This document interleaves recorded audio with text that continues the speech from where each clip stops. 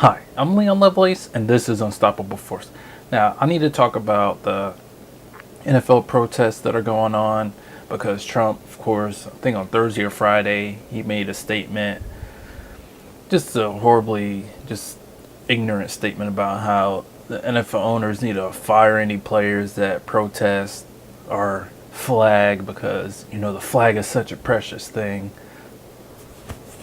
And it's not necessarily just a flag because the flag is just a piece of cloth with some stripes and the stars on it.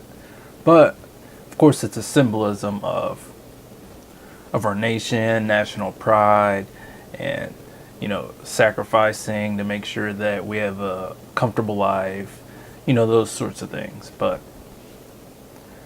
of course, he got mad because he doesn't like that black people are protesting the egregious situations that a lot of black Americans are in right now.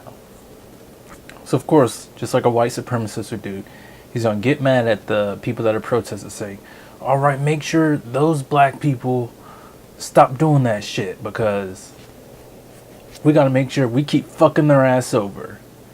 So let's get mad and make sure you protest them and boo them. And the NFL owners, you guys need to go and fire them because how dare they step up and try to push for change. Fuck that.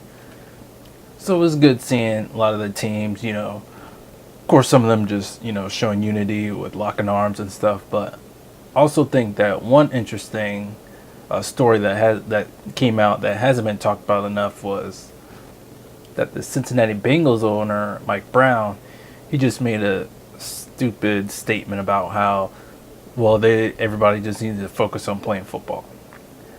Now, when the president of the United States is making a statement about how he needs to do something against his own employees if they're protesting, it's just a slap in the face because that's just straight authoritarianism right there. He wants to make sure that he snuffles out anybody that protests against him or against the establishment. And that really goes against everything that this country stands for. It goes against the Constitution. So for him to just have his mealy mouth bullshit statement is just pretty sad indeed. So of course, I'm gonna speculate that he voted for him and he supports Trump, so President Trump. So that's why he just made that bullshit statement. One other interesting that happened was that one interesting that happened was that one of the Steelers players, Al Villanueva, he decided to go against the team's wishes against protesting the whole national anthem. So that was also really interesting. That a few teams just said, you know what, we're not even gonna, we're just gonna protest the whole national anthem and just stay in the locker room or just under the tunnel until they're done with the national anthem.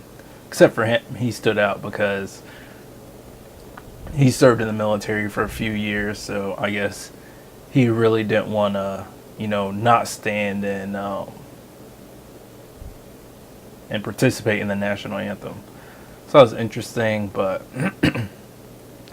I guess he didn't get the memo that the government, especially the U.S. military, is not fighting for our freedoms. They're just fighting to overthrow government so we could get cheaper resources like cheaper bananas somewhere in Latin America. We're trying to make sure we get cheaper oil in the Middle East. Also, Holly Seegers talked about how we're also still in Afghanistan so we could have poppy fields, I believe, to make opium, so we can make opiate drugs. So all their interventionist wars are bullshit, just to fuck over everybody else except for the wealthy and the powerful, just so few people can enrich themselves even more than they are now. So hopefully after all these teams, the owners and the teams coming together, hopefully at least one or two of these teams will say, you know what, since President Trump's being authoritarianism, since it's not going to be so, politically incorrect, so to speak, to sign Colin Kaepernick, especially if another quarterback gets injured, another quarterback gets hurt for the year, and the next, hopefully 2 to 4 weeks, a team will sign him. Because I looked at his stats and I looked at a couple of his highlights and one of the highlight games, and the one thing that stood out to me was that 49ers team was trash, and it was in spite of Colin Kaepernick having a solid season or even above average season, because he only threw 4 interceptions out of the 12 games he played, 11 games he started.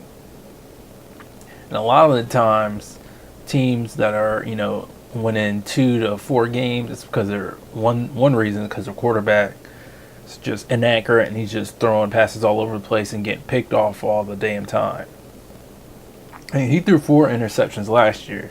And to put that into context, Matt Ryan, Jameis Winston, and Cam Newton all threw 3 interceptions yesterday. So that's just a pretty good feat, especially since he was on a shitty team. And he definitely has the skills to at least be a backup, because some coaches and front office might say, well, in 3 or 4 years, he's still not going to be, a really good quarterback.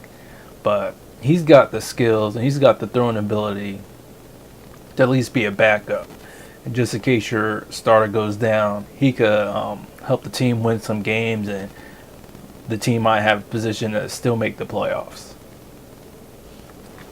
Like, for instance, Jay Cutler, he got picked up because I think Ryan Tannehill, he got hurt in the preseason.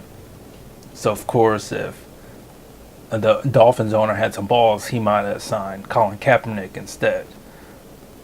But he didn't. So hopefully, because of Trump's statements and his tweets also, that Colin Kaepernick will get signed. Alright, so thanks for watching.